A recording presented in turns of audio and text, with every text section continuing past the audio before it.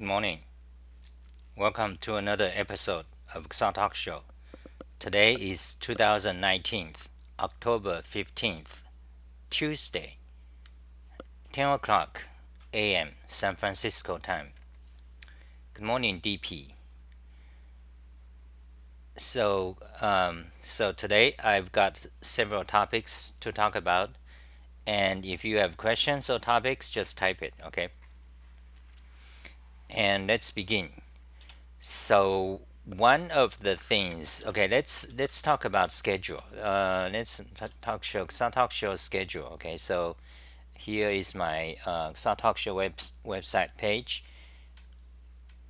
So we were talking about what schedule. Am I going to do a technical topics like Emacs tutorial, programming tutorial? The answer is no, because after talking to some people on good morning, Kathy. After talking to some people on Discord, they told me, basically you get the general idea how much you make if you are a YouTuber, you do programming tutorials on YouTube. Now, even if you are extremely popular, you do not make much. Okay, so for example, let's go to Xah blog. Let me show you. So Xah Talk Show, go to my website, then go to programming, then you see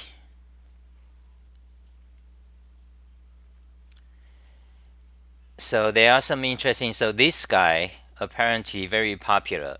He's got 997,000 subscribers.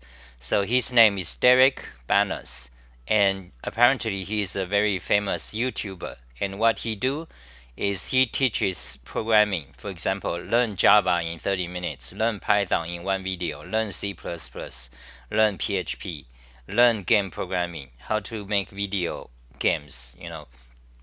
So he teach programming, and he is fairly popular, almost 1 million followers. And some of his videos got 5 million views, 4 million views, 1 million views, 4 million views. And he only makes, there's an estimate on this website. This website is called Social Blade. Okay, this website, you can find it. It's called Social Blade, which give you statistics about YouTubers, how many followers they have, how many videos they have, how many views, and about how much money they make. It's kind of estimate, but fairly in the ballpark, I would say. So for someone like him, 1 million subscribers, he only makes estimated $200 to $3,000 a month. But if you are so at the most you make maybe $3,000 a month. But however, if you are a programmer, you work in at Google, Facebook, or any of the big companies in Bay Area, you make 10 to 20,000 a month. So if you are a YouTuber teaching programming, you make $3,000 a month. That's the same amount of money you would make if you mop toilets at McDonald's. Okay, minimum wage. If if you work for minimum wage in California, that's how much you make too. So making videos on YouTube is not a good option. Okay, so for example, I talked about this the other day about how much you make if you are a book writer. Let's see if I have that link up. No. Let me just show you then. Good morning, Bartholomew. This guy teaches programming 3D graphics. So anyway, so if we go to, let me show you, I talked about this the other day, search for book, okay? Where is it? Okay, so book. So if you are a book writer, if you write the most popular book in JavaScript, you make $10,000. Okay, it will take you 1 year to write it. and you make maybe $10,000. That is if your book is the most popular JavaScript book. So writing books does not give you any money at all, and doing programming tutorials on YouTube does not give you any money at all. So forget about that. Okay. So that is the situation. That is the situation. And so what am I going to do? So I was, people have been asking me to do Emacs this, yeah, because I'm going to bend over double to do those, and I'll get like $10 a month. Well, $100 a month. That's that's not enough for a copy a day, a coffee a day. So I'm not going to start to dedicate it to do tutorials on programming. So my YouTube channel is going to be, so far I see it's going just to be me talking random things. It's like me masturbating. Okay, it's talking about myself, whatever I feel like, whatever feels good to me. And eventually I might change, I might change into talking about current ev- ev- e- current events in programming community, in hacker culture, in Emacs community, things like that. That in fact has lots more readers at least. I'm not sure I'm going to make any money on YouTube. It's not likely, so I'll just go. It's just going to be a Xah's diatribe, Xah's log, like Star Trek captain's log. So that is my. That's what I'll do, I think. And as for time, I think still I haven't decided for a time. So right now let's just say 10 o'clock every day until I change. Okay. So again, you go to my YouTube channel, then you go to my YouTube channel, and there's a community tab. I should announce it there. And Bartholomew, join Discord. I miss you. Join Discord so we can have a lot interesting discussions.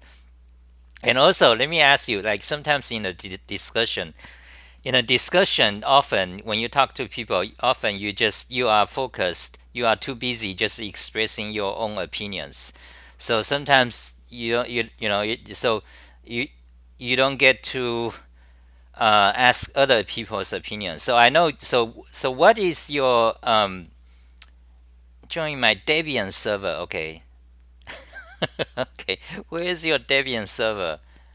Yeah. So let me ask you. So what is your objection about Discord, other than being not open source? Like because sometimes you might have some, like something happened on Discord I didn't know. So if you have those post your opinions about uh like why do you not like Discord so much? But join it anyway. Join it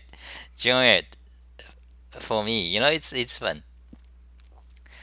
Yeah, so I learned several of these things. For example, I learned from Bano minutes, and uh, from George about how much people make on YouTube.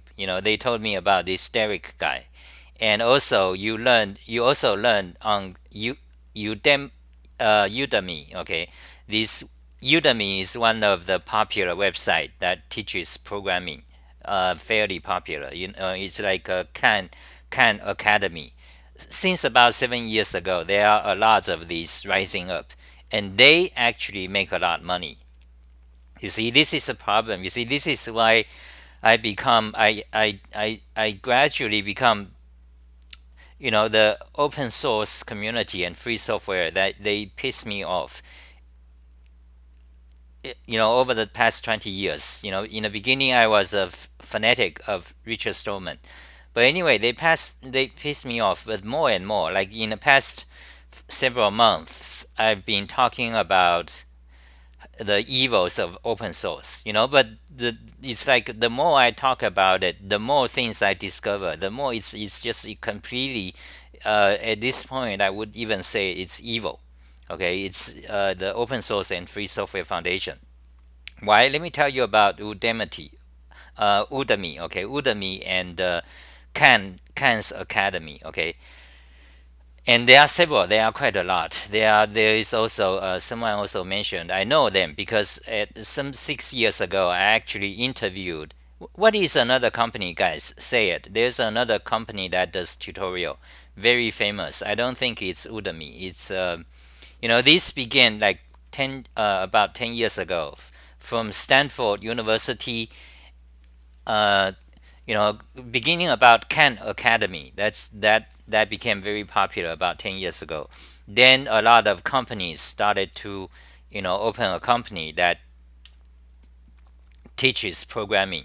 Now these courses, of course, they are not free and they are not open source. Okay, but however, they do make money and people just flock to them. They go to them and study things. Uh, you know, you pay, of course, you pay. So the reason is that one of the issue. The reason is that they, in the outset, they make it clear that they are not. This is, they make it clear what is their intention. Just like Apple or Microsoft. You go to an Apple store, you already know from the context. This is a clear context. You go there, you buy their stuff. That is it. You don't go to Apple Store to talk about, oh, philosophy. Oh, I think, which is better for humanity. You don't do that. Okay, so it's a store, Apple Store, Apple company. Everything they do, it's clear. From the context. You know, the people at Apple set it up. We are a store. We sell things. You buy it or you don't buy it. That's it. It's up to, do whatever. But that's what we do. Apple. Okay. So either, you go to Apple Store, you just buy it, or you don't buy it. You don't go there to think about philosophy, think about, issues. In the same way, these corporations, Udemy, teaching programming, or there are several others. Uh, can anyone actually mention what's the other name? Okay, Udemy, Khan Academy. There are quite a few. I've known, because actually I interviewed with one of them. It's actually nearby here, whose company is also named U something, I think. Okay, and so I don't remember the name. Udemy, online course. Let's just search online course, online programming course.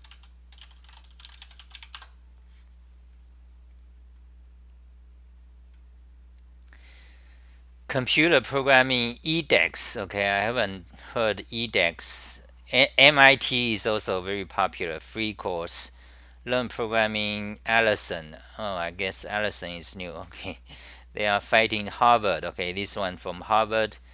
Coursera. Yeah, this one, Coursera. Okay. So I actually interviewed at Coursera, and it's kind of a bad experience. Everything went well. We okay. That's another topic. But anyway, let me go back to what I was talking about, the programming courses. So these companies, Coursera, Udemy, okay, they make it clear this is a company. You go there, you learn, you pay and take a programming course. That is it. It's not about open source. It's not about community. What you should be doing or whatever. So it's simple. So this is critical, because this. I studied SEO. I studied marketing. I studied these kind of things. How to become popular. These things. So one of the critical thing is that you want to make your intention clear, and that sets up your who follows you. That sets up who follows you. For example, like me, so I'm this type of guy, kind of non-mainstream, and in the open source community and free software community. So I'm this type of guy. I don't dress well, I just talk about, and also many mainstream ideas.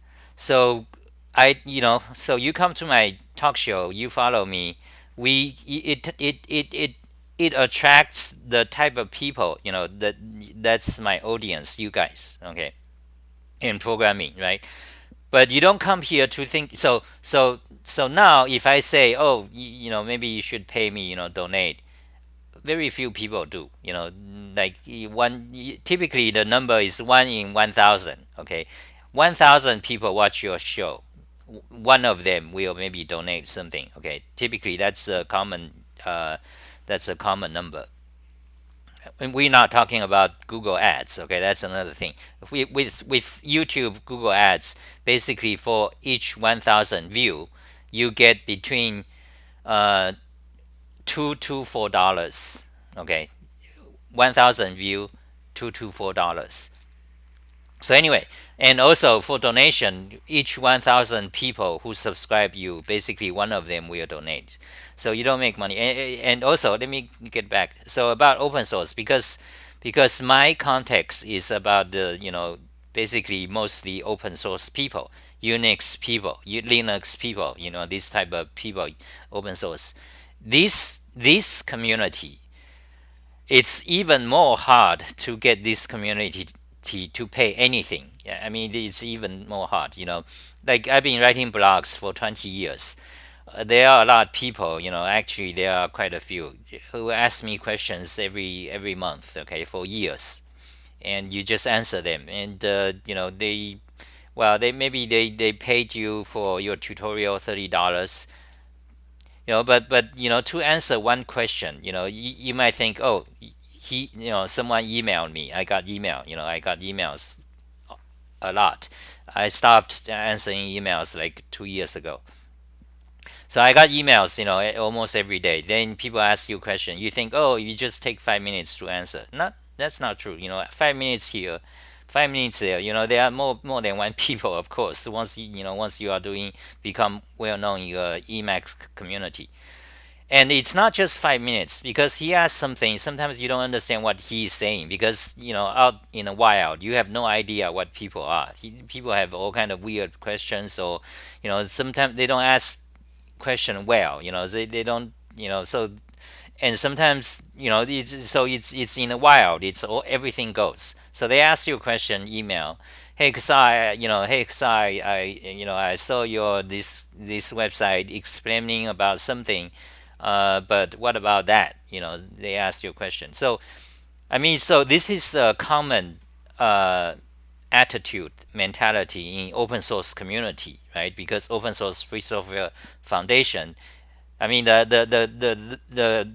understood the mentalities that we help each other, we share. So they saw my website. They learned something, but they have a question, so they email me. Hey, cause I want, how do you do that, or how do you do this? So usually I answer. I don't get paid, but usually I answer. You do that for 10 years. And it's not just 5 minutes, because once you answer, then maybe that's not what they want. They reply again. You read them. You go back forth. So each email sometimes becomes half an hour easily. Extremely easily. And also because of the open source community, the open source mentality, then people will sometimes they will start to like do one-upmanship with you. Like this happens with you guys as well. I mean, I'm not complaining, okay, but this is just the way things are. For example, I talk about some Emacs or Unix. Then they say, "Oh, yeah, thank you for that. But by the way, this you are wrong. It should be that way." Okay, they say that in email. Okay, then I saw it. Sometimes, okay, occasionally they are correct. Actually, sometimes they helped me correct something in my tutorial, or they gave me some information that's new. For example, today I learned from, chat is great. So I learned about this Derek guy, how much he makes. Basically the question is how much a YouTuber who makes programming tutorials in general, how much they make. So now I know. Someone showed me, and someone also told me how much Udemy course makes. So Maxerator, thank you, Maxerator. So anyway, so yeah, sometimes you get email and you get into a fight. Basically, I start to get into a fight with people who follow me. So because they say, oh, because Unix, you actually need to do this. Okay, but sometimes it's helpful, but oftentimes it's not, because you like when you do a blog or YouTube, you have a lot of readers, right? So there's one of me, but you have like thousands. I have at least like few hundred Emacs followers who follow me. In the Emacs community, I have few hundred, like 300. Throughout, basically, in the past 20 years. So anyway, so you get emails, you answer them, you spend a lot of time for each one. They didn't know, because from their point of view, they didn't know what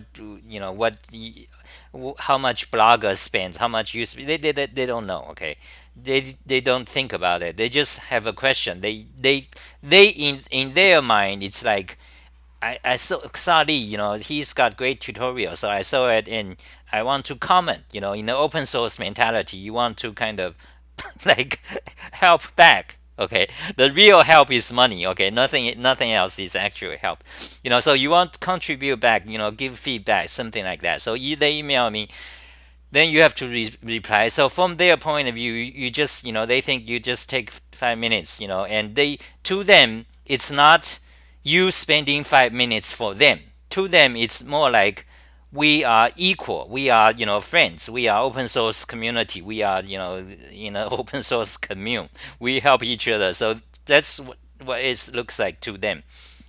But that's not true. I spent, every for the past 15 years, I stopped doing that. But basically, for the past 15 years, beginning 2005, every day I spend like 2 hours at least to answer all the questions, comments on my website, emails, GitHub, and then social network, and Google Plus, everywhere. 2 hours, 2 hours every day. And what you get? You get, at best, you get 1 cup of coffee a day. At best, you spend 2 hours for that, not counting the time you spend to do the tutorial, just counting the time you spend to answer the comments. You have to or GitHub. GitHub is another thing. Open source. At best you get like $100 a month. That's what you get. And also when people donate to you, they donate $5. They think to them, they think they are doing great. Actually, that is true too, because one person out of 1,000 followers actually do something, like actually donate. So the fact that they even donated is actually factually, they are doing, they are great. Of the open source community, they are great persons. But it's not. It's like you don't survive. You cannot survive. Um, so anyway, what I was saying. So I was saying, yeah. The point I want to say is about the open source context that really sucks your blood. It destroys everything. It is and wipes out. Um, that's only one aspect of so I'm talking about when you open a company. There are also many stories about opening a company. Okay, if you open a company, even if your code is open source, you do not want to make that the context. Okay, do not get open source mentality or open source community involved. Okay, don't do that, because if you do that, you go nowhere. You will die. Your company will die, because then everyone who promotes your company will be these open source type of people. They will do all sort of things. The moment they don't like you, they will fork you, and they'll do all nasty things. But to them, they don't know. They think this is the best thing. They think they are doing great for society. That's what happens. So anyway, so back to the topic, Udemy and Coursera. Okay, they succeed. They get paid. They have companies. They hire people, and the teachers who write course for them, they get paid. Okay, you can get paid fairly well. Why? Because these companies, when you go there, you don't think about, oh, this is part of open source community. You don't think about that. You go there, you just pay on. This is about learning a programming language or something. Let's go there. It's about learning a programming language. So if you want to learn Python, you go there. If the price is right, you pay. That's it, and they make money. That's it. That is why they can make money. Meanwhile, if you do open source, you go nowhere. Like me. My Emacs tutorial.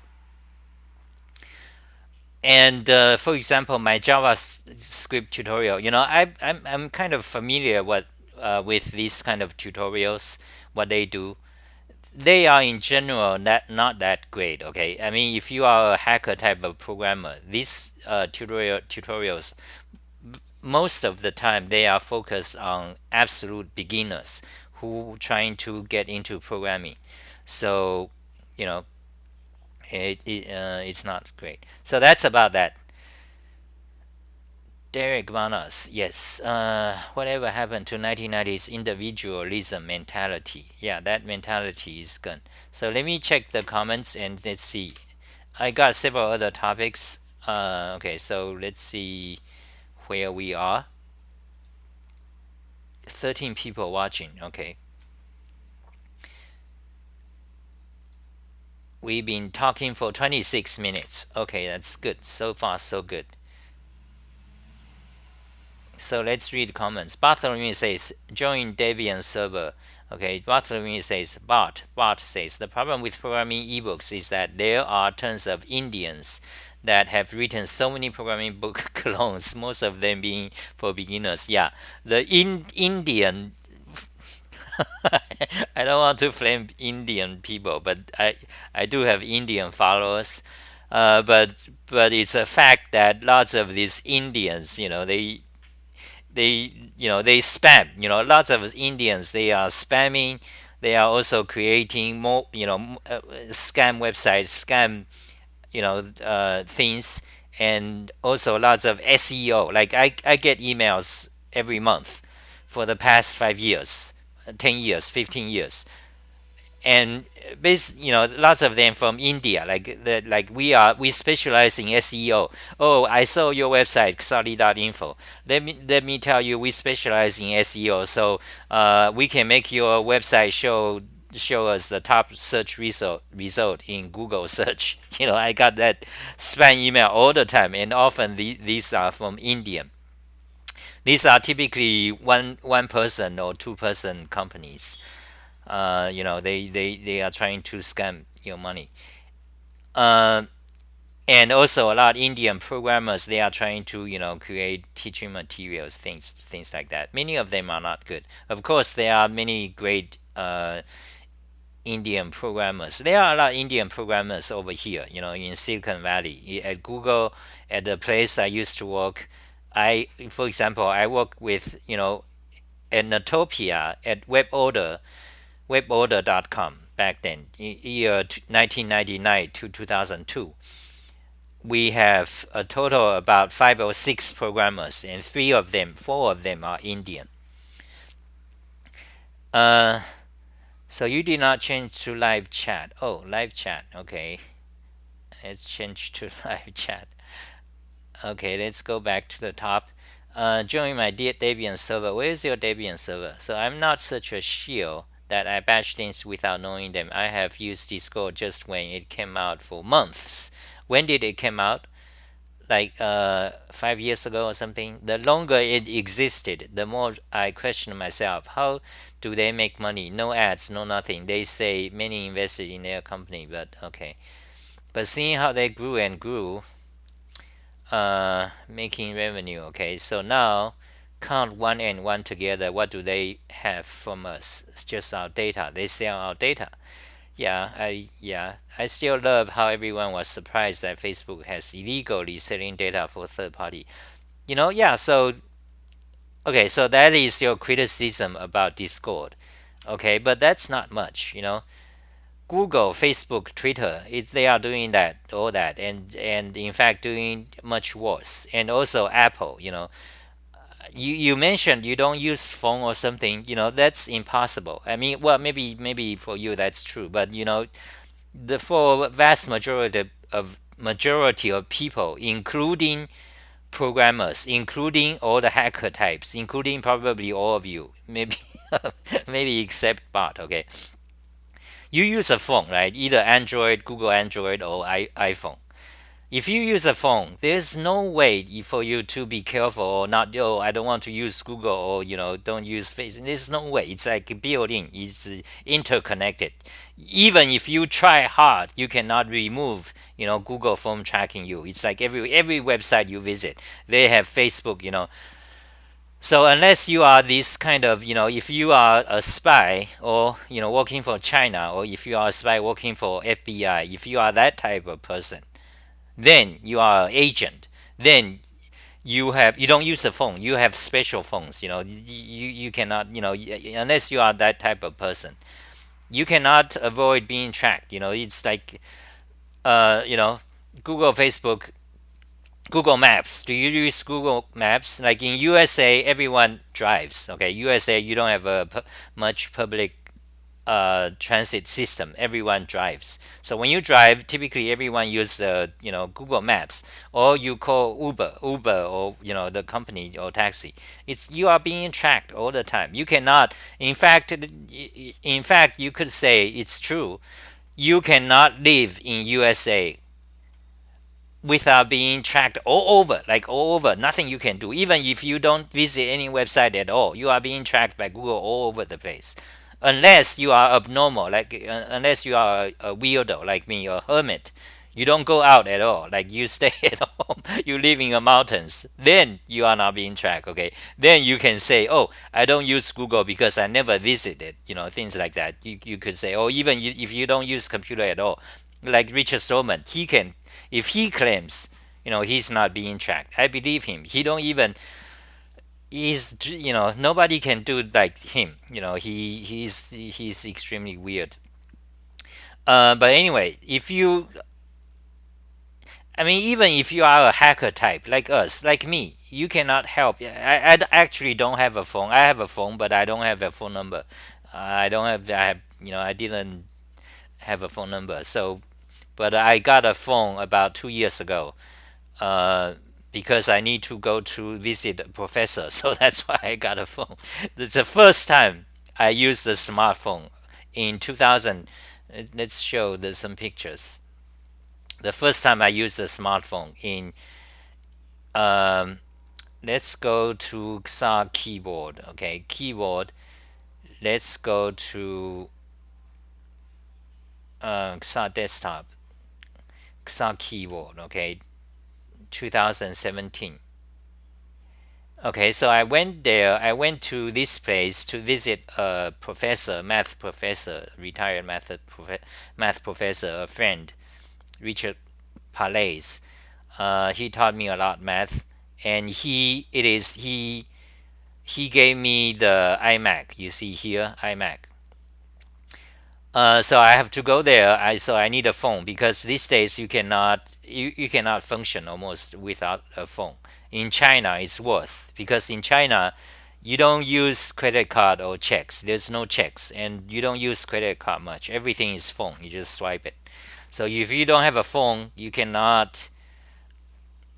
It's like you cannot live. And it's a same way in USA. You drive, you Google Maps and all that. So when you say you don't use a phone, it's hard to well, I don't know. I don't know your case, but when you say you don't use a phone, it's hard to believe unless you are pretty weird. You two are pretty weird.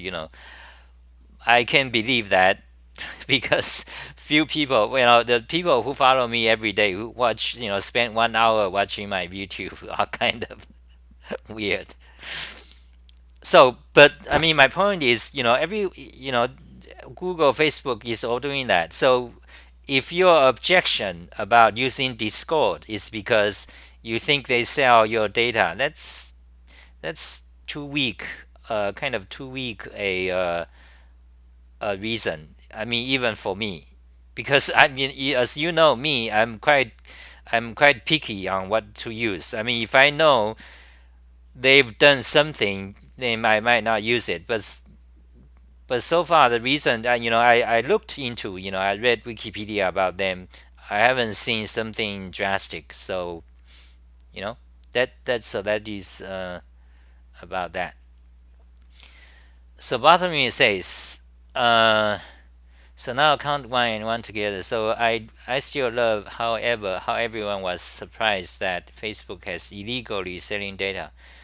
Academy. Yeah, okay. Code Academy is another one, I guess. Yeah, Code Academy and Coursera and Udemy and Khan Academy. Yeah, all these companies, they make money. They actually do, and also the authors who make tutorials for them.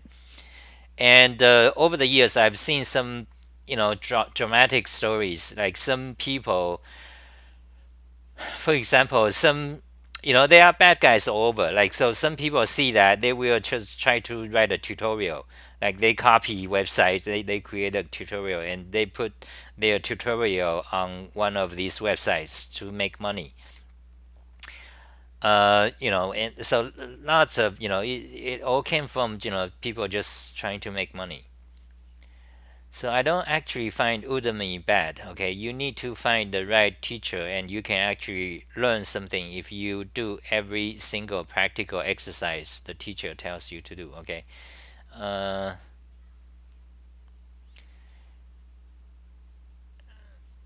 so like today, you Apple, Google, OK Google, OK Google, controlled by voice, and Amazon, Amazon, that Amazon Echo, and OK Google, and Apple's Siri, and Microsoft Cortana. It's everywhere, and I mean, it's already becoming a point that is part of normal society. You visit your friend, she might have that device at her house. You can't go to her house and say, "Hey, I'm sorry, but I have this weird opinion. Could you turn could you turn OK Google off?" You think you're gonna do that? No, it's everywhere. It's like everywhere. It's That is what happens to society. So yeah, yeah. Like I have my roommates, and now they have their phone. My roommates, they are not programmers or technical. They don't know anything about. I mean, they don't have a degree. They don't, they didn't go to college. Okay, things like that. So, they don't know nothing about it. They don't even know, for example, what is Google. I mean, well, they heard of it, but they don't know exactly what it is, or Facebook. Okay, they heard of it. So even my roommates, they have phones, lying around, and they yeah, you like it's like you cannot tell them, like, maybe some of you are thinking, oh, you can talk to them or tell them what is Google. No, it's impossible. Okay, it's like, think about trying to tell your mom, or or your grandma. Okay, trying to talk to your mom or grandma, trying to tell them what is Emacs. Okay, it doesn't happen. You don't even think about it. It doesn't work. When you cannot even begin the topic, because they have no idea what you're talking about. After 2 minutes, they tell you what they think you went crazy. Or they think you want something from them. They get off. They don't. It's like that. So so they have their phones lying around, and they use, they don't know what it they don't even know what is OK Google. Okay, they don't even know what is Siri. Like, they don't know it's a technology service where you can answer questions or things. They don't know. But however, they see, they know the buttons, they see the buttons, so sometimes they'll press it and say, OK Google. They try to speak to it, things like that. So they have their phones lying around, and I'm thinking, it's probably listening all the time. It's listening all the time. What am I going to do? What, there's nothing you can do. This is, happening over. It's nothing you can do. I cannot just tell them to turn it off. Okay, you cannot do that because first of all, you try to talk to them, they don't understand what you're talking about. They don't understand what you're talking about. Unless you're gonna start to talk about it for an hour, then they stop to they're gonna move out. It's like that. So, but I can, just pick the phone and turn it off. Then they may ask, what are you doing? What are you doing with my phone? They might ask that, things like that. So, and even if you turn it off by next week, it might be on again because they don't know technology. Okay, they press buttons randomly because Google they designed it so that it's easy to randomly just turn them back. Because every chance they'll ask you, okay, something, okay, you just press okay. That's most people are like that. Especially my roommates, they don't speak English. So you press OK, OK, then the Google voice will come back. It listens all the time. Why am I saying this? Why am I saying this? Because a lot of programmers, nerds, you don't know, like you have no idea. You think, you can convince people to use Emacs. you know, you can, if they don't understand what is meta key, well, you can tell them, in logical manner. Oh, meta key is this key. They are thinking you can tell your mom to begin to use Emacs. These idiots, these tech nerds. Okay, so I've been talking nonstop for 40 minutes now. I got 19 people watching, so I'm doing okay, I guess. So back to the comments. Back to the comments.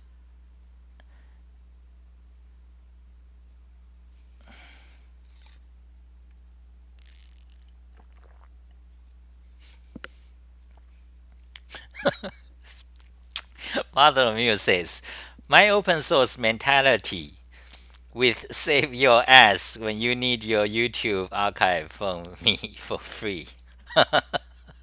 Okay, okay, that's a valid point.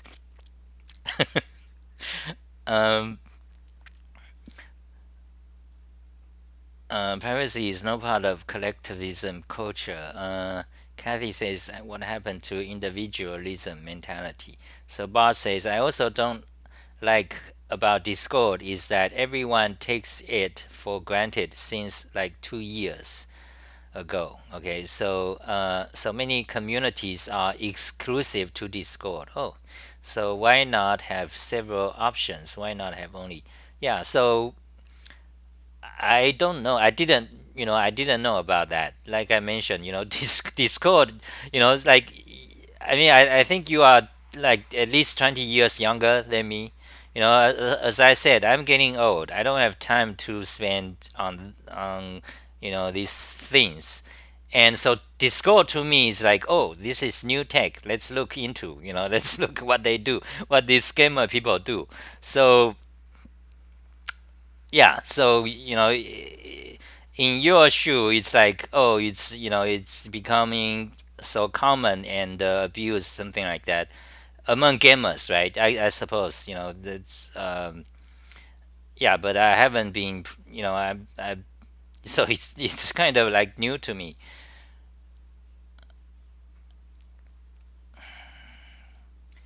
So there is OpenStreetMaps. Oh, yeah, I know. Okay, I I'm not surprised you are the one to say that. OpenStreetMaps, just like everything open source, it sucks donkey ass. Truly, I've tried it a few times. In fact, map is very useful to me because in a lot of my blogs, I have links to maps because from Asian stories usually it happens somewhere on the map. Trojan War, for example, the Greek mythology. So when I talk about Trojan War, Greek mythology, I like to see a map. Where is that? Things like that. Or Gulliver's Travel. Gulliver's Travel. He talks about visiting Japan, which is not actually Japan, but Gulliver's Travel. He talks about, and he actually, he give names. So you can. So I went. Actually, I went when I annotated Gulliver's Travel. So I actually look at where is the location he's talking about. For example, let's go to Gulliver's Travel. I talked about this yesterday also, or the day before. Uh, Arabian Nights,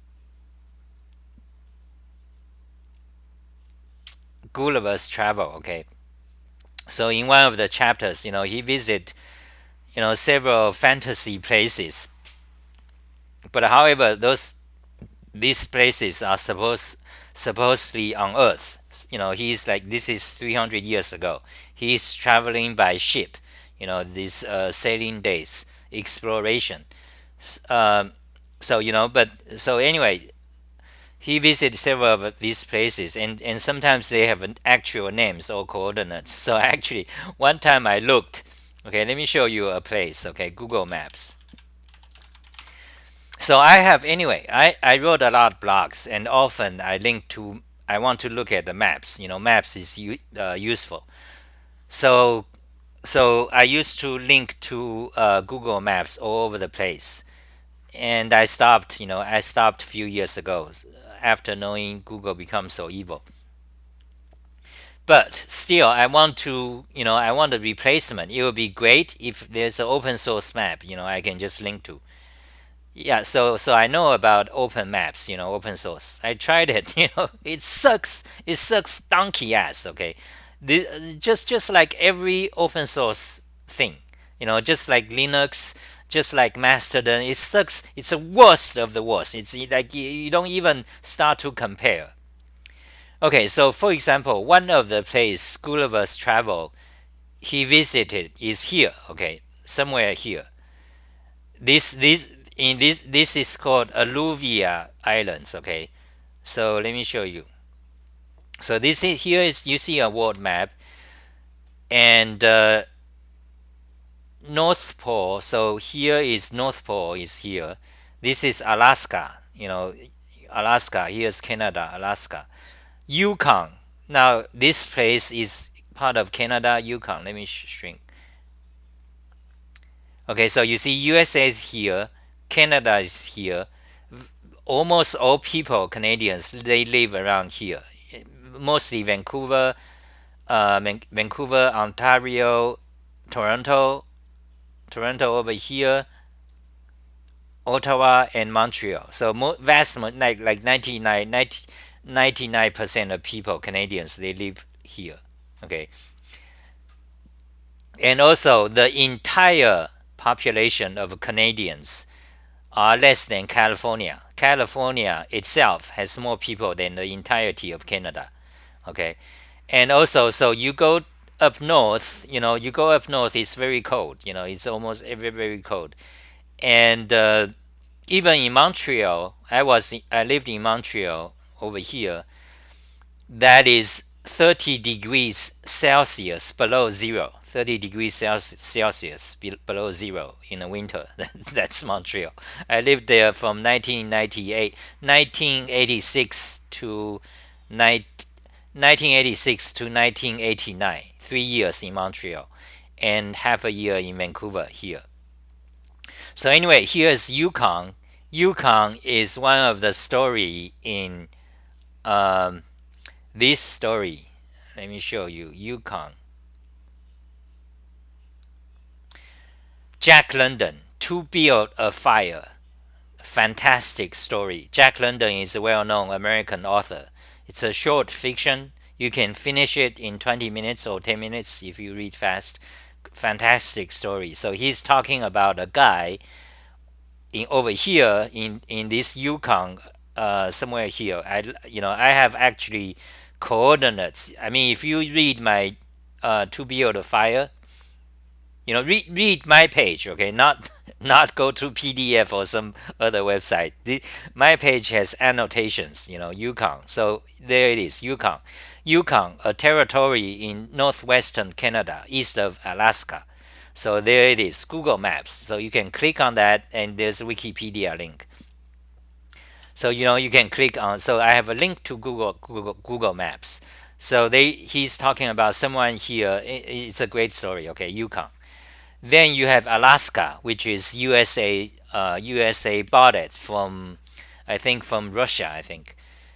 Anyway, so Alaska. You have the anyway. What's that senator? Who tried to run as U.S. president? Sarah Palin. Sarah Palin. Yeah, she's got stories. Anyway, so Alaska. You don't have many people here, but it's interesting. The world is so big. What it would be interesting to go there and live there and see what people are like over there. But anyway, then you have these islands. You see these islands over here. Yeah, so to me, it's amazing. What are people doing?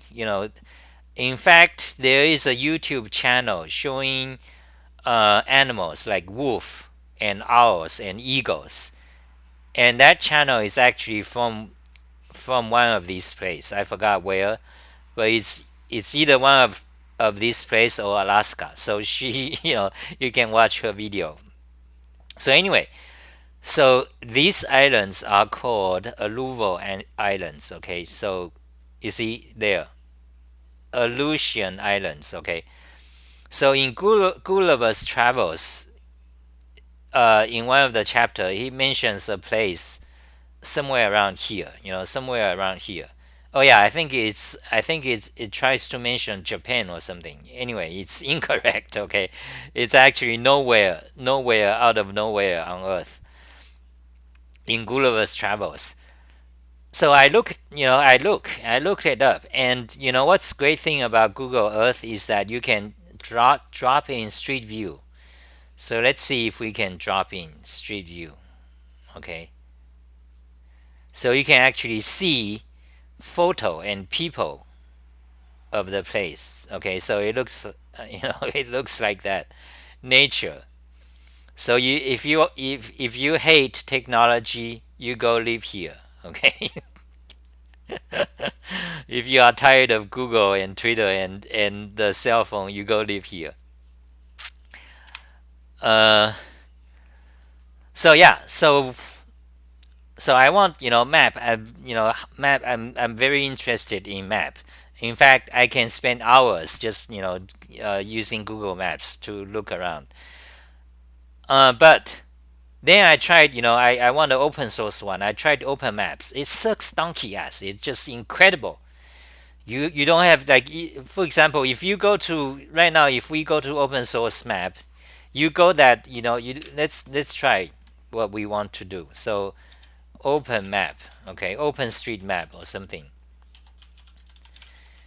It sucks in every aspect. They don't have street. If you are trying to look for street map, like if you are driving, like for your daily needs, you need to go to buy some stuff in your town, in a city, in a big city. Let's say San Francisco. You use OpenStreetMap, it doesn't work. You can't find your place, or some road is closed, it doesn't show up there, it doesn't work. Or alternatively, if you are like me, studying history stuff, the alluvial islands, you try to find it on open map, like, yeah, you want to look at regions, around the world. You try to use open map, it doesn't work. It doesn't work neither. And so in any way you dice it just sucks. This is true for basically all open source things like that. It's like that. So there we have it. So let's try to do what we are trying to do. So this region, let's look at. Okay, yeah. So so that's all you see. Okay, there's an airport, and what are these? You know, it's nowhere. It's a far. It's nowhere comparable to. There's nothing. What am I getting out of this? Where is the city? Like, okay, so can you see what I'm seeing? Do you see what I mean? Do you believe this particular criticism about open source? Does that make sense? Or am I like lying? Or am I doing propaganda? Right? Yeah, at this point, then the open source fanatics you will say, "Where is your code? Where is your code? Oh, you should contribute." That like the topic changed to something else. It becomes you should support open source, not about the quality of open source. It becomes something else. The reason it's like that because fanaticism, it becomes ideology. Once it becomes ideology, people don't think they don't think about anything anymore. It's just about and look at these asinine things. What are they trying to draw? This is a cloud. This is what is this? A cloud around these islands? These idiots. You know.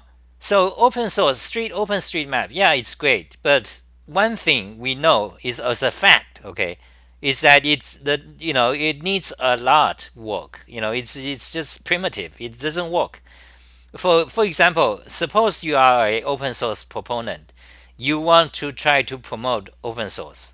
Great, I support that.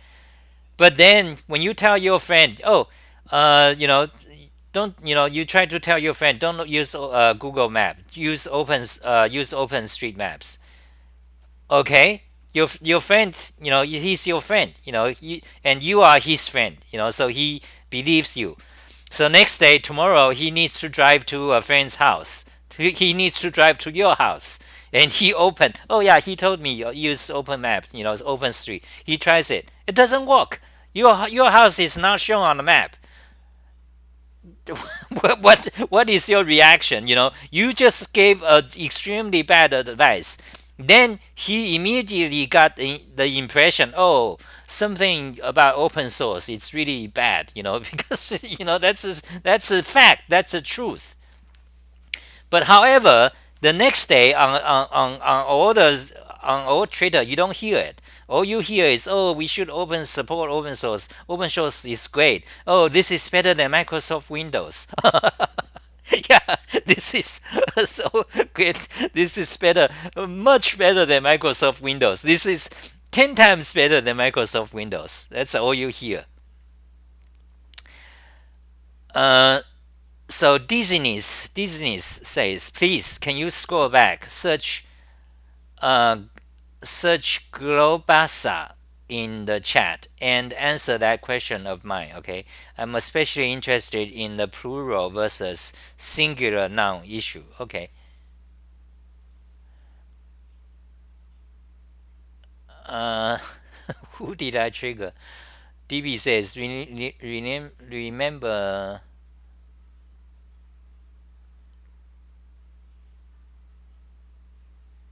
show. Okay, so there is, let me answer that question. Globasa. Using Windows App Store is easy and convenient. Would you use it? No, I don't want to use App Store. And well, the these app stores are become unavoidable. It's like if you use software at all, if you are an average person. So anyway, where is the? Let me search. GLOBA. Okay, so there is a question. Please, can you scroll back? Search where? Okay, so Disney says, what is your opinion on globasa? It is a word land because you speak Chinese and globasa don't normally use plural just like Chinese. Do you prefer using plural for nouns as in English or not as in Chinese? Okay, I get what you're saying. That is a linguistic topic, and that is also a frequently talked about linguistic topic. And I have not heard of globasa before.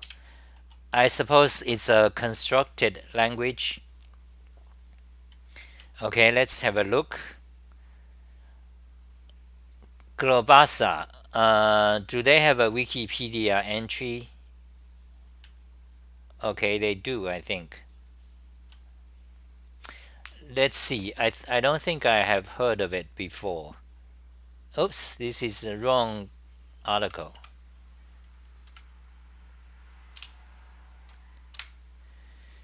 So globasa, a new world language for a new Earth. I already I don't like that.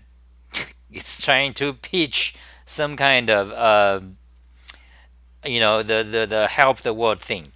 Okay, globasa is a newly constructed, truly international auxiliary language.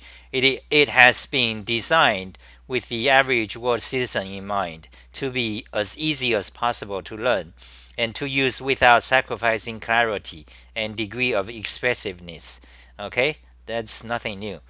After an experimental and developmental stage of 2 years, only 2 years, globasa is currently in its own growth stage with over 1,000 root words, including all function words and a complete core grammar.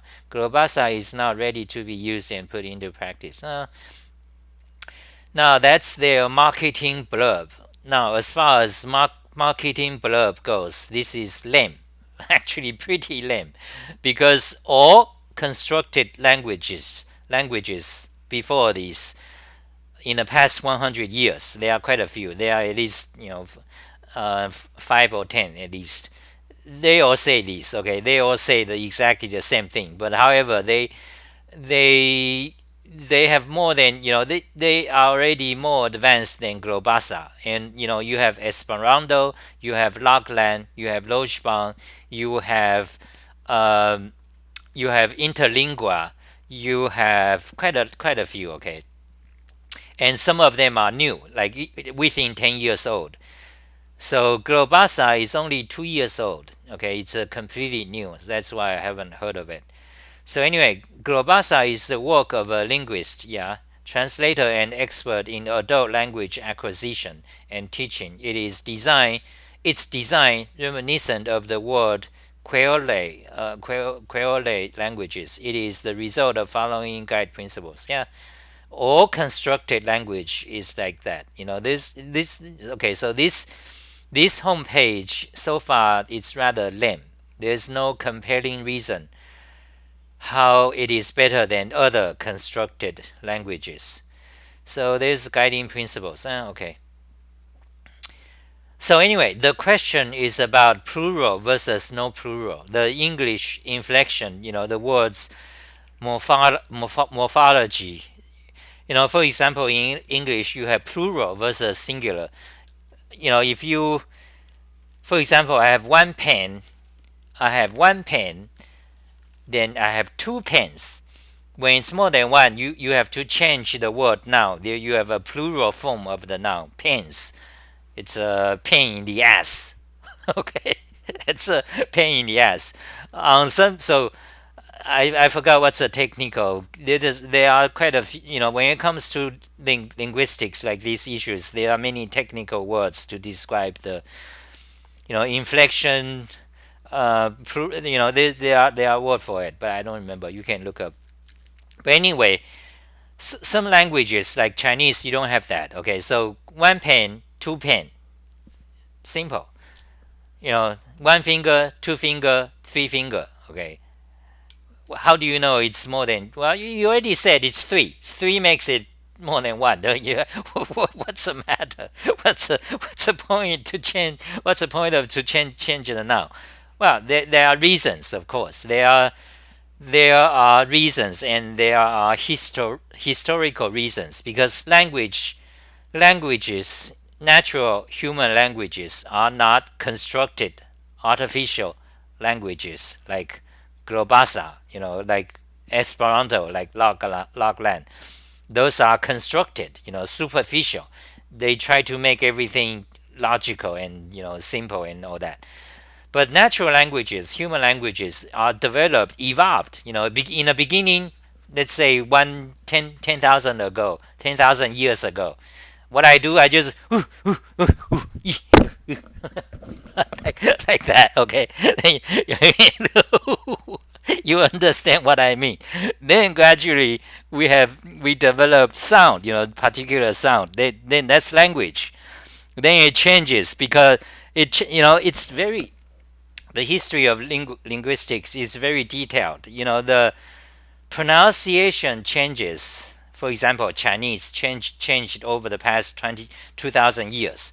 English pronunciation changed in the past 1,000 years too, and they change not just they change for many reasons. And part of the reason I know is that they change because the food you eat changed.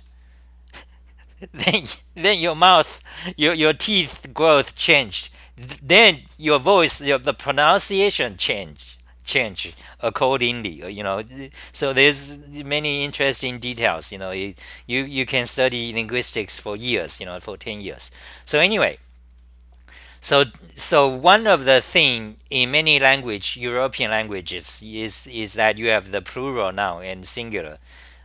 Uh, well, part of the I don't know how it's developed, and actually I think nobody knows. But anyway, maybe somebody maybe this is already no. But anyway, the reason what at least one of the advantage we could say from hindsight is that it makes your language less prone to damage. For example, if I say three fingers, okay, but because there's some big noise, you didn't hear three, but you heard fingers, then I'm saying it's more than one finger, things like that. So that is why you have inflections, you have that.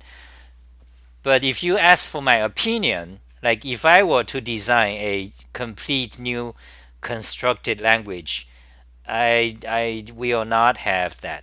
So I don't like that. That is just my opinion. I think most constructed language follow that principle. The constructed language tends to do that. I think. In fact, I don't know one constructed language that has plural thing.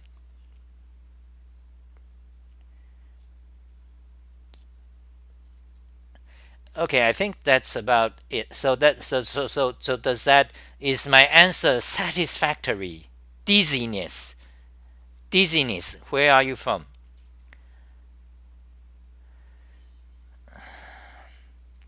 So we got some comments on Discord. Okay, so how long I've been talking? Okay, so maybe we can end in a few minutes. So let me just answer questions then. Actually today there are several other topics I want to talk about. So anyway, I visit this professor. He's one of the top mathematicians. He's a differential geometer. I talked about him. I mentioned him in my previous videos. So he gave me the Mac. That's why I'm on the Mac. So this is 2017. Uh, math. Oh yeah, math is my thing. And this guy, I think this is another professor, Casher. He not okay, not this guy. Okay, here you see, you only see part of him. His name is Casher. He is a German, very old. They are all retired. They are all pretty old. So he's a great friend. He teach me mathematics. He is the top expert of minimal surfaces. Yeah. So back then, I visited the other professor, and he's also visiting him, Richard Palais. So, yeah. So actually, I do have some other topics, but now I've been already talking too long. I think that will be it for today. So I'm just going to answer some questions, and that'll be it. So tomorrow 10 o'clock. Okay. Maybe should tomorrow be something like 6? 10 o'clock. Let's just say tomorrow 10 o'clock, same time.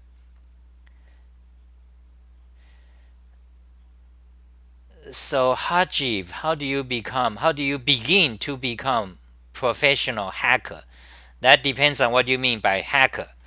Now, if you now you see your phrase is ambiguous, quite ambiguous, because it doesn't make sense to say professional hacker, okay? Because hacker has two primary meanings.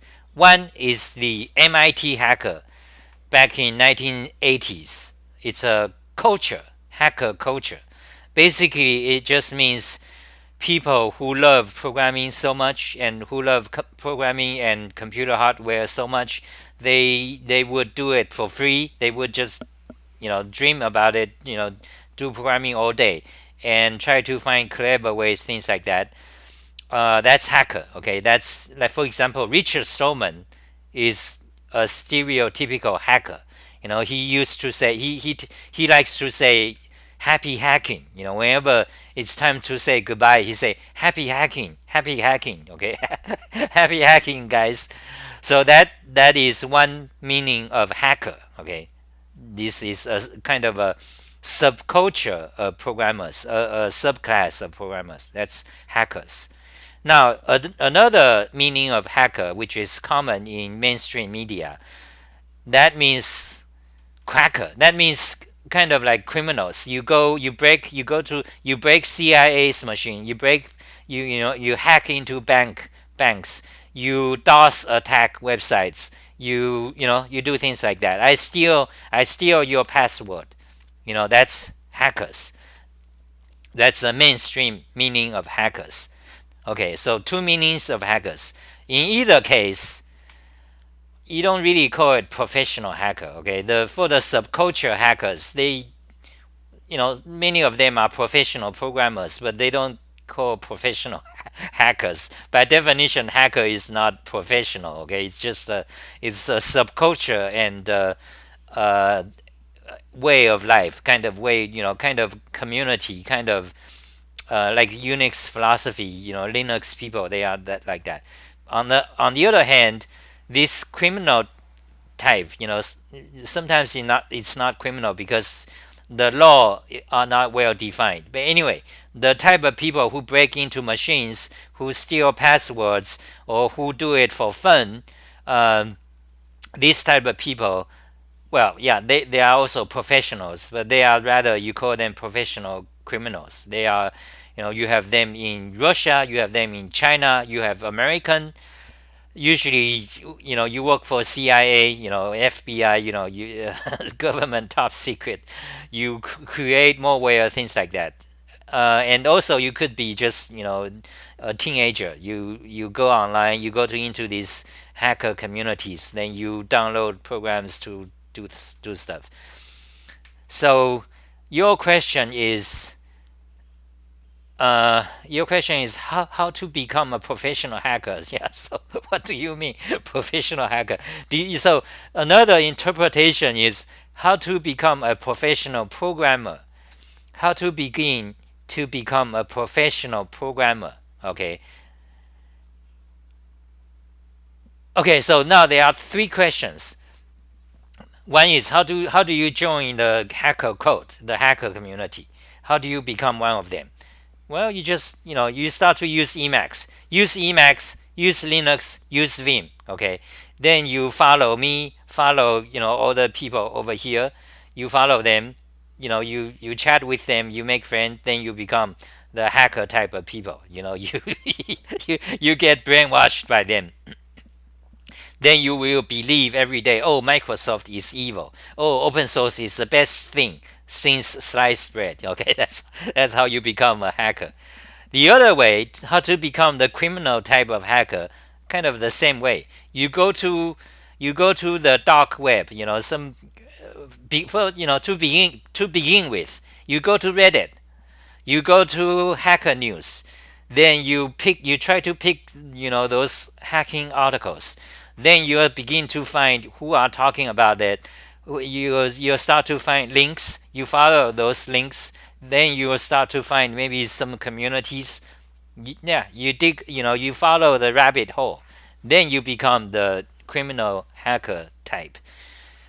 Now the third question: how to become a professional programmer? Well, you begin learning programming. You can follow my tutorials and tons of other tutorials we talked about today. Then you start to code. You do a lot of projects. Then you become a professional programmer. So Bartholomew says the Windows App Store is actually more than just an avoidable. You can even have Windows without any Windows App Store and apps.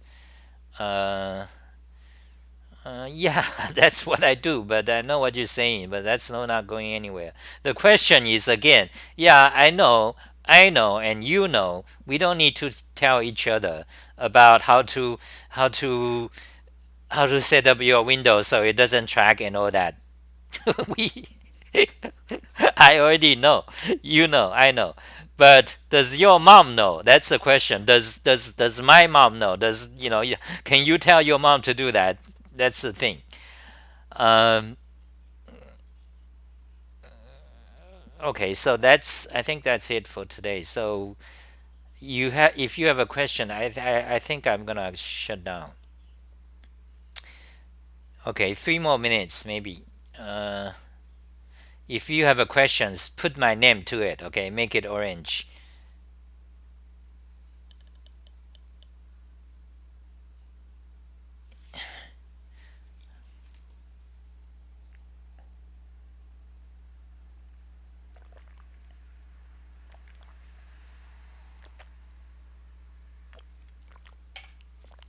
So Bart mentioned Skype. I can tell you the history of Skype. Um, so DP says learn Metasploit, a Ruby-based penetration testing framework, and use forensic-oriented distros like Canotix. Uh, okay, anything else? Make Xah happy. What? Sent you $5 in on PayPal. Whoa!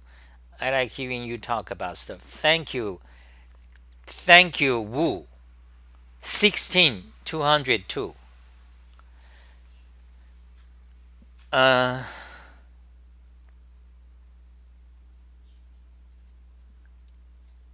so you once said that you have an fucked up family. Yeah, that is true. Do I want to talk about that? No. Okay. Yeah, because yeah, I'd rather not talk about that. Uh, yeah. Well, my family. Maybe another day. The human interaction is. One thing about human relationships is that, for example, let's say, are you married? Can I ask you? Do you mind to answer that? Are you married? I'm not married, by the way. But let's say someone, okay? Let me just say you, okay? Whoever you are. I mean, a random person, okay? Because it's easier to say that to give an example, So suppose you are married, you have a wife. Now there's some usually you always have quarrels, like even if you love each other. I mean, even if you guys married for 20 years and it's gonna be married forever, but still you sometimes you have quarrels or fights. The issue is about when you if you want to keep a family. Yeah, the main thing is that you actually want to keep communication. Okay, don't avoid things. When there's a trouble, you want to talk about it. You want to get it solved. You cannot just try not to talk about it. Same thing with doing videos, and or if I have a issue with people or someone, or with your friends. For example, if you have a friends, if you want to keep the friendship, if there's a fight, you have to face it. You have to bring it up. You have to address it. Avoid it doesn't work. unless both of you already know, you already kind of understand each other, then it works. Yeah, again, the issue is, both of you have to communicate. So anyway, if you have a wife, you may have a fight, usually you don't want to talk about it. And also, for example, many movie stars, they divorced. After 2 years they divorced. You don't go online and say, oh, how is your wife? How is your ex-wife in bed? Or, if you are the wife, you say, oh, he's got a big cock or small cock. You don't do that. You don't do that, not because you are trying to avoid telling the truth, but rather there are issues. Yeah, in real life, it's like there's a some fact or truth. It's rather you should not say. For example, my family, it doesn't. First of all, it doesn't do me good when you talk about it. It doesn't, when you if you do not talk about your wife, oh, yeah, things like that. It doesn't do you good. It doesn't do her good, or in fact, it makes her angry. It's just or what about your boss? Suppose you work at Google, something you don't like. When there are people involved, generally you don't want to talk about it, not because you are trying to hide or because something, because there's reality. So this is an interesting issue. I have thought about it, because there's being alive, the fact that you are alive, there are certain things that already constrains you. Okay, for example, one of the things being alive is that you have to eat to survive. Now, what if there is actually a fact, there's a truth, a philosophical or something, deep truth, that if you stop eating, then you'll discover something, how, the age of the universe or something. Philosophically, there's no way to deny that. Maybe possibly it's true, it is actually true. If you stop eating, something will, you will start to know something. It's possible. But you just cannot do it, because if you don't eat, you die. Then that then you cannot talk anymore. So maybe you talk afterlife or something, but you cannot tell. I cannot tell you guys what's the ultimate truth if I stop eating. So in other words, all the truth among human animals, there are certain limitations and constraints. For example, one thing is that you have to be alive. You have to keep eating. You have to drink water. You have to breathe. Okay, then you can talk whatever. And same thing with relationships. Some certain things about relationship you don't want to talk about, or talk about your employer. For example, one day I was watching this right wing, the most popular right wing news anchor. Who is that? What's his name? Anyone remember? Say it. Please type it. The most popular right wing news reporter in USA. It's a guy. Um, because I cannot I forgot I forget names all the time when I'm talking. The most he's on Fox News. Fox News. He's a, let's say, Fox News anchor. I can remember it if I try to think.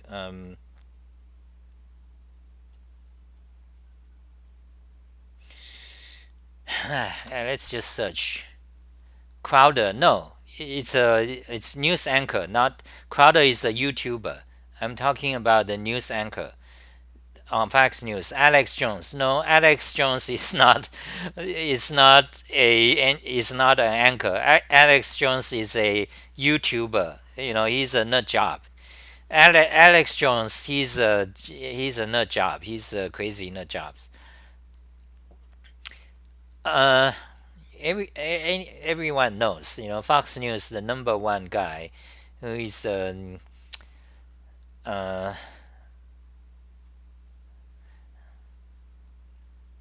let's look at. I'm sure I will see. his picture. Tucker Carlson, yes, Tucker Carlson. I don't remember names. Tucker Carlson, yeah. So Tucker Carlson, by the way, when you are on a show like, and when you are offshore, you are completely different. So he is completely different when you watch him offshore. For example, when on YouTube, you can go search for Tucker Carlson interviewed by another guy, sometimes called alt-right, Mac Mac Makinski. What's his name? But anyway, uh, so anyway, I've watched Tucker Carlson offshore. He's a completely different person and very interesting guy. Okay, so in the same way, what's my point? Why are we talking about this? I forgot.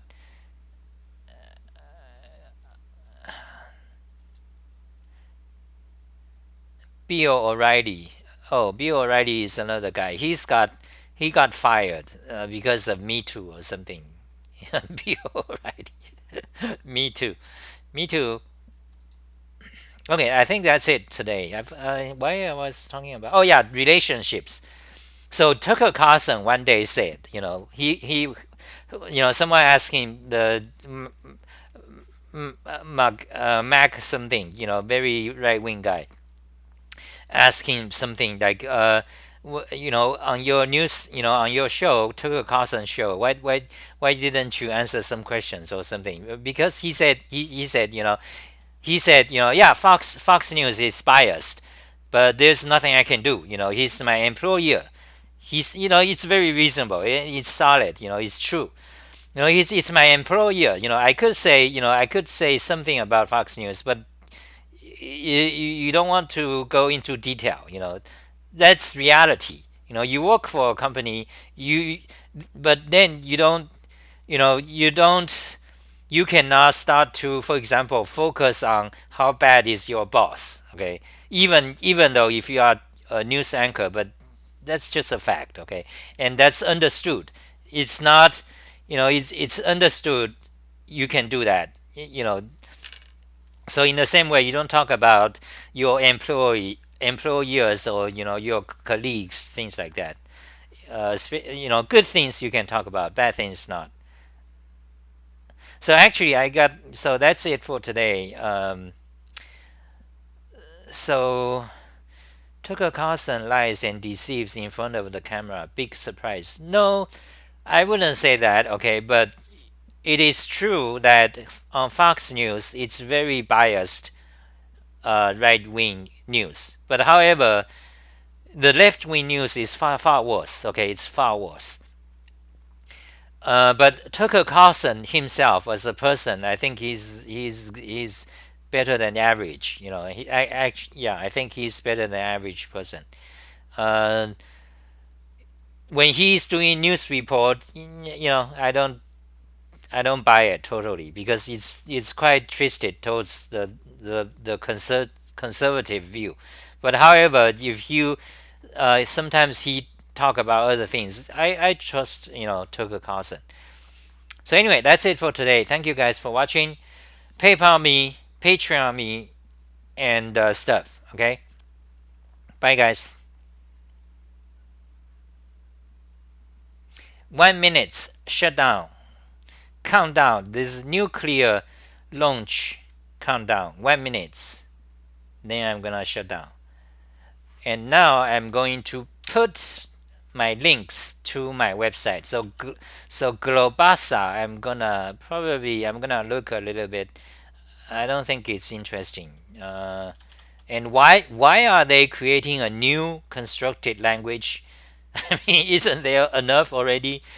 Typically this happens is because this guy, someone, I don't know who created it. He want to, he think he's hot shot. He's new. He's young or something. Yeah, have a good day, guys. So close globasa and close that word map. Yes, OpenStreetMap sucks donkey ass. OpenStreetMap, open source disease. Okay, open source disease. Google Maps. Okay, Google Maps. You say, I don't want Google Maps. I don't want these evil, do devious corporation things. I want open source. But I don't want open source ideology. Fuck. Ideology, fanaticism. Fuck. Okay. I want society to be. I want Google who are not doing fucks. Okay, that's what I want. And I believe the open source fanaticism and free software fanaticism today, that is how it got our society to this point. Okay, I blame partly, okay, like 30% to 50%, I blame the open source and free software ideology. That get us to this point today in software industry. That is my belief. To build a fire. To build fire is about the struggle of human animal versus nature. Okay, Coursera. Okay, let's copy at Coursera. Okay, I'm done. Thank you guys. Bye guys. I don't want to link to Coursera. One time I had an interview at Coursera. It's a live video interview, two-way. It's like actually it's via Google Talk. They Google Hangout. Okay, they used to call it Google Hangout. They shut it down now. But anyway, Google Hangout. And so it's 1 hour interview. Everything went well. Eventually, he asked me to do a live coding of JavaScript to create a click event or something. So I did that. But at the end, I have a variable. I have a variable like this. Okay, let me show you. For example, wait. So for example, I have a variable like that, right? For example, let's say a name handle. Okay, something handle. Okay, let's say box. Okay. Then after I wrote it, I changed the name. This is what I did. Okay, this is what I did. I put a random number there for all the box variable. I did that for my own variable, and I was not with myself. Like now, I've done quite a lot of videos, and now it's 5 years when I had a crisis. Now I kind of know what I should do. I'm more confident. Okay, I can tell him you don't know shit. Okay, I can tell him that, and I can actually convince him, and he gonna hire me. But back then, I wasn't sure what I wasn't. I was in a financial crisis. I'm about to die. Next day. so but then there's this interview I need to do. So I just added these random numbers to to it, but I failed to explain. I have my reasons, because I can talk about this why I do that for 1 hour, and and half of you will be convinced. Oh, this is actually this guy knows a lot. Then you know. Anyway, I have articles about this. But anyway, I did this, but I failed. I didn't get the chance. I didn't. I was like no, kind. I'm not with myself. So I was, nervous, doing this, and then at the end, I just tried to add this random number to all my variables, and I have the seed in my mind that I can try to explain and convince him, because it's an opportunity for me to begin a topic. But it didn't work out that way because I was too nervous, and I just in a hurry added a random number to my variables.